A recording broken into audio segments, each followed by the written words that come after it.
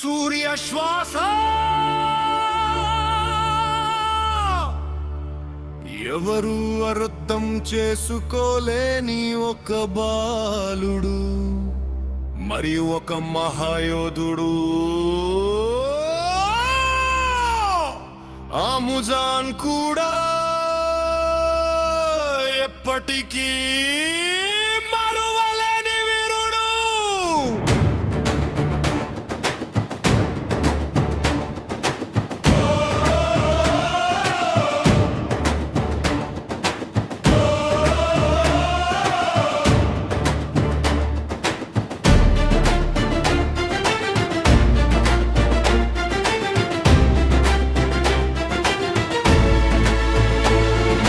నిశ్శబ్దమైన ఇంత చీకటిలో ఒక శిశువు జన్మించడు మౌనంగా, నుదుటిపై మచ్చ కళ్ళలో తేజసు.